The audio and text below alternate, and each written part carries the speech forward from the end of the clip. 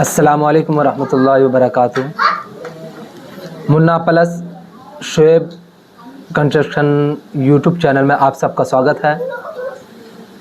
दोस्तों, अभी हम फिर मुन्ना भाई से जो है आपको मुलाकात करवाएंगे और आज के वीडियो में जो है मौलाना आमिर हुसैन साहब भी हैं, तो हम तीनों जो है एक दूसरे से सवाल और जवाबात करेंगे। और मुन्ना भाई कैसे हैं? ठीक। मुन्ना भाई, एक हम सवाल करना चाहते हैं जो अक्सर मैंने देखा है, जो अपने इलाके में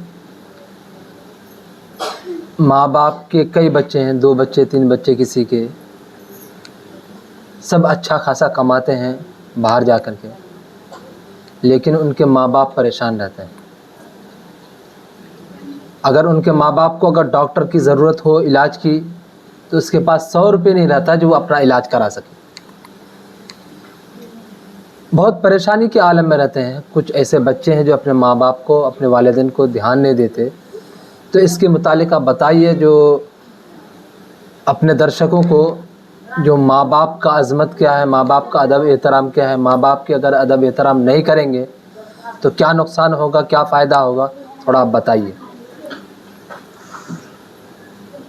मैं चाहता हूँ जो हमसे बेहतर जो है, जैसा आप जानते हैं या हजरत आमिर हुसैन है ये भी जानते हैं, तो आप लोग बताओगे तो ज़्यादा बेहतर होगा जो कैसे रहना चाहिए, क्योंकि आप लोग पढ़े लिखे आदमी हैं, इस्लाम के बारे में, किताब के बारे में हमसे 1000 गुना ज़्यादा जानते हैं आप लोग। तो आप लोग बताइए तो बेहतर होगा मेरे हिसाब से। क्या आमिर? अल्हम्दुलिल्लाह, हम लोग तो पढ़े लिखे हैं और हम जानते हैं जो माँ बाप का एहतराम कैसा करना चाहिए।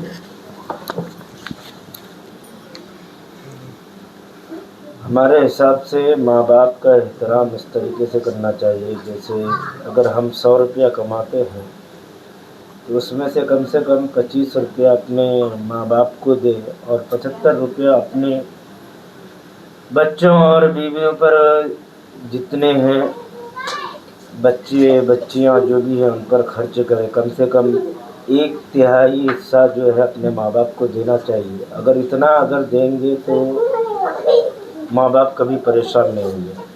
मरकूब भाई, हम लोग अल्हम्दुलिल्लाह सब कुछ जानते हैं, जो इल्म दीन हासिल किए हैं उनको मालूम है जो माँ बाप का अदब व एहतराम कैसा करना चाहिए। मगर फिर भी मैं चाहता हूँ जो आप अपने हिसाब से बताइए जो माँ बाप का किस तरीके से एहतराम करना चाहिए।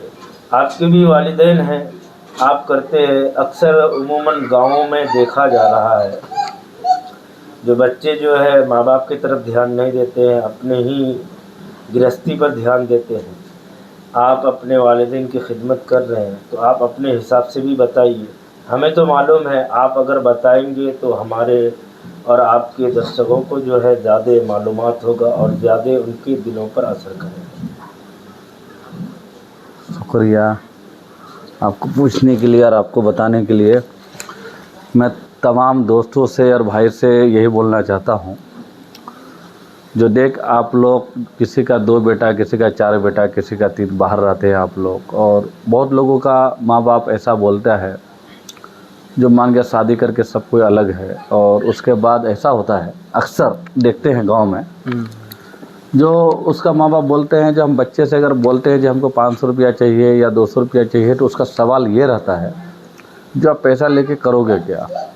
ठीक है, तो कोई बूढ़ा आदमी, जैफ आदमी हमको ये बोला क्या हम लोग का ख़र्चा नहीं है, आप लोग दिन में कितना ख़र्चा करते हैं, मान गया अगर आप लोग 200 खर्चा करते हैं तो क्या मेरा 20 रुपया भी खर्चा नहीं है। तो तमाम भाइयों से यही बोलना चाहता हूँ कि देख भाई, आपका भी टाइम ऐसा ही आने वाला है। ठीक है, जो आप अपने माँ बाप के साथ करोगे वही सुलूक जो आपके साथ होने वाला है। आप लोग अगर 3 भाई या 4 भाई हो, आप महीने में ज़्यादा नहीं तो, जैसा आपने 25 टका बोला, ठीक है, मैं 25 टका नहीं बोल रहा हूँ, मैं इतना बोलता हूँ जब कम से कम आप 1000 से 500 रुपया भी अपने माँ बाप को दोगे हर महीने में, तो आपका माँ बाप का बहुत भला होगा। उसको अगर मान के कुछ खाना रहेगा, कुछ लेना रहेगा, दवा भी लेना पड़ेगा 50 रुपये का, तो किसी के पास मांग, आप मान गया 20 से 25, अभी का कोई भी लड़का 20 से 25 हज़ार रुपया महीना कमाता है वाजिब, तो 20-25 हज़ार रुपया महीना या 15,000 रुपया महीना भी कमाता है, उसमें से अगर 500 या 1,000 रुपया बाप को अलग से दे देगा तो उसका ज़िंदगी बेहतर बन जाएगा, उसका बाप का दुआ भी लगेगा और हो सकता है वो 15 से बदले में उसको 30 मिलना लगे, मतलब जो है। तो मेरे हिसाब से तो ऐसा सभी भाई को करना चाहिए, क्योंकि जैसा आप करोगे वैसा आगे, क्योंकि हर किसी का कोख में औलाद है, जीवन में औलाद है, और ऐसा हर किसी को करना चाहिए। जब हम पहला महीना में जब हमको पैसा मिलता है तो अपने माँ के लिए या अपने बाप के लिए अलग से ही 1,000 से 500 रुपया हर महीना में दो। क्या? हाँ।